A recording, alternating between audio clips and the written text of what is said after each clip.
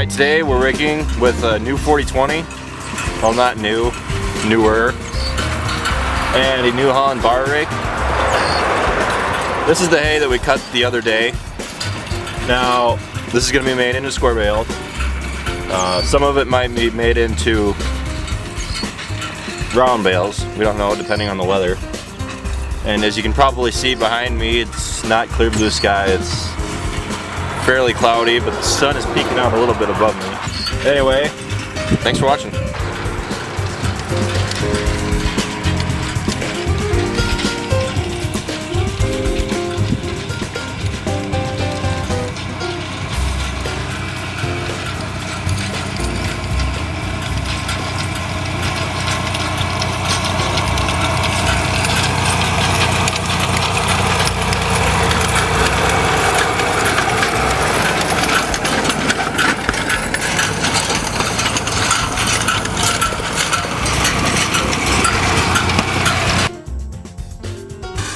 Okie dokie, so this hay over here we're raking with the John Deere 7400 and a Gale wheel rake.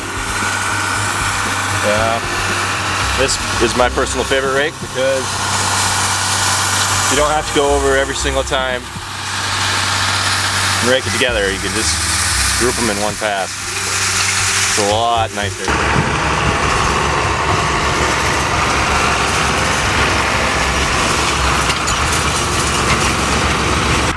And then I saw her face.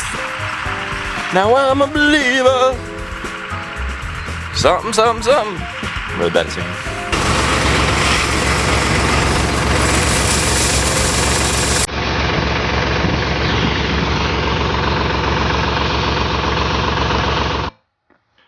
Alright, how's it going, guys?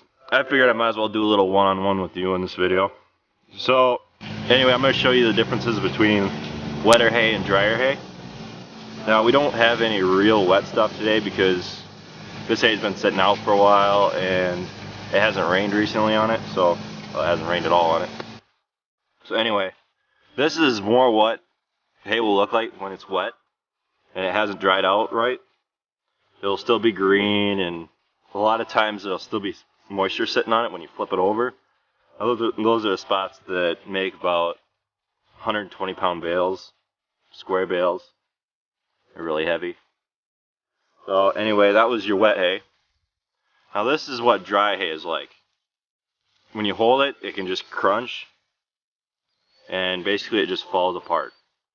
That's what you want. You want it to be dry, because whenever you run it through a machine, the drier the better. Just about no matter what it is, if it's real wet, it's gonna mess your machines up.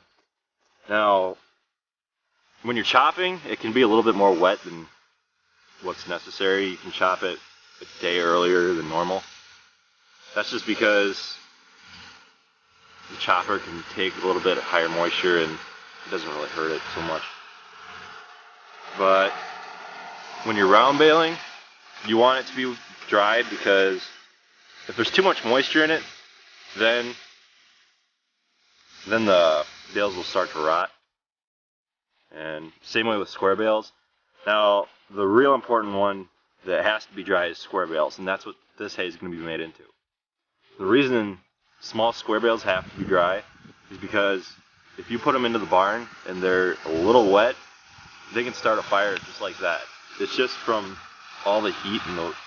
Believe it or not, moisture can cause fires. Now, I know they don't tell you that a lot, but it happens, and it happens a lot. So you always have to be careful about how your moisture content in your hay. So anyway, I hope that cleared some things up for those of you who weren't so sure. But anyway, I hope you enjoyed this. I know I did. So anyway, thanks for watching.